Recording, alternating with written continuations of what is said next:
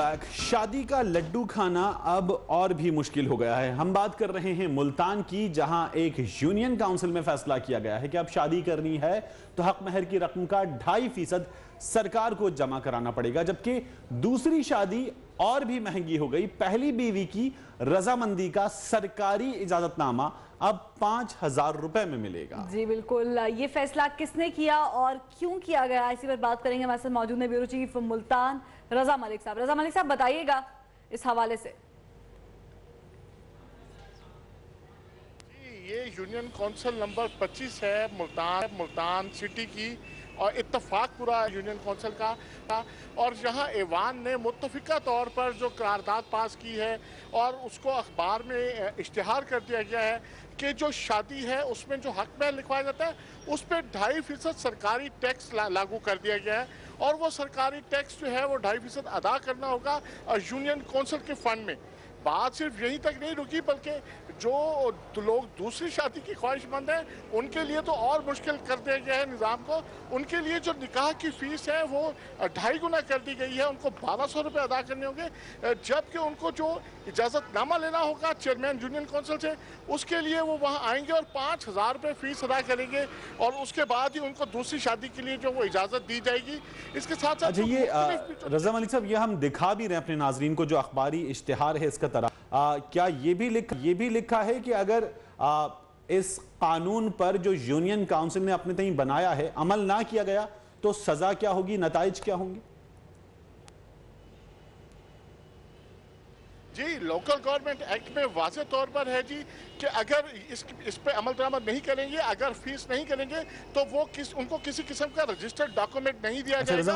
आप हमारे साथ ही रहिएगा। कारी हनीफ जालंधरी साहब हमारे साथ मौजूद हैं, मुमताज़ आलिम दीन हैं। जालंधरी साहब, बहुत शुक्रिया आपके वक्त का। फरमाइए सर, ये फैसला किया गया है मुल्तान की एक यूनियन काउंसिल में, अखबार में इसका इश्तिहार दे दिया गया है कि शादी करनी है तो आप बल्दियाती इदारे को 2.5% हक महर की रकम का जमा करवाएंगे।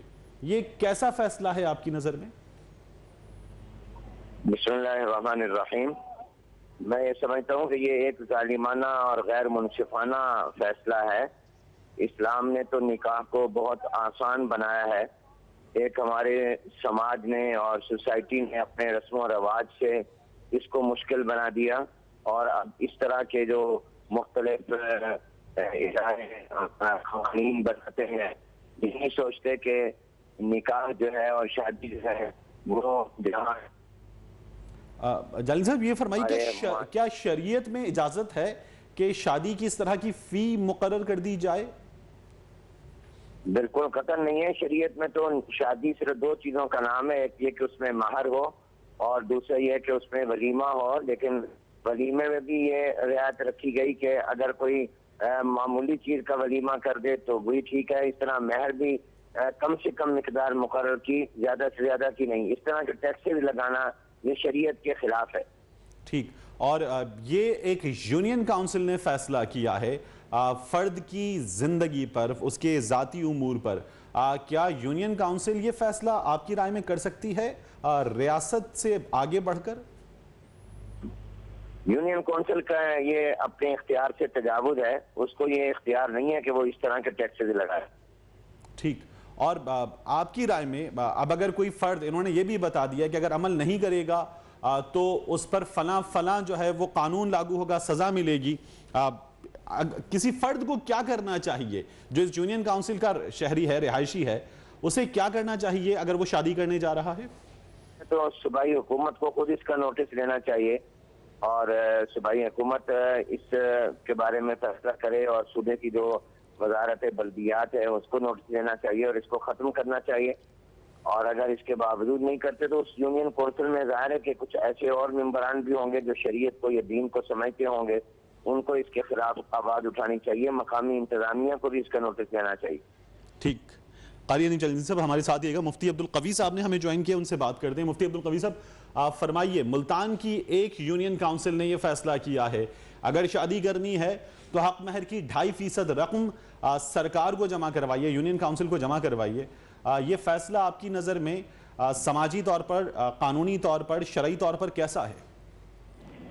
जहाँ जुल्म होगा नामाकूलियत होगी, خلاف حکمت، خلاف قرآن، خلاف سنت بات ہوگی، یقیناً نہ وہ اسلام ہے اور نہ اس کی کوئی قانونی حیثیت ہے پاکستان میں۔ بات یہ ہے کہ نکاح جو ہے وہ ایجاب و قبول کا نام ہے، جس کے اندر دو گواہوں کی موجودگی جو ہے وہ شرط ہے۔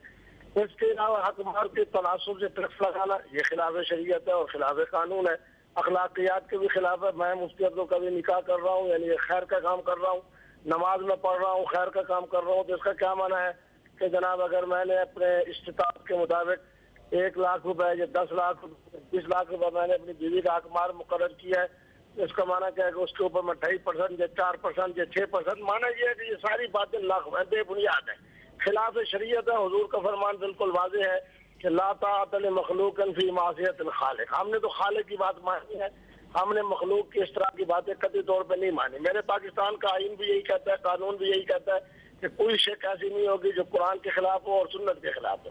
پھر ہم خوش نصیب لوگ ہیں، ہماری پورا 1500 سال کا ایک تاریخ ہے، ایک تسلسل ہے مسلم حکومت۔ اچھا مفتی صاحب، قطع کلامی کی معذرت، یہ پہلی شادی کا معاملہ ہے۔ یونین کاؤنسل نے یہ بھی کہا ہے کہ اگر دوسری شادی کریں گے تو دوسری شادی کے لیے پہلی بیوی کا اجازت نامہ، سرکاری اجازت نامہ، وہ 5000 روپے میں ملے گا۔ اس پر آپ کی رائے کیا ہے؟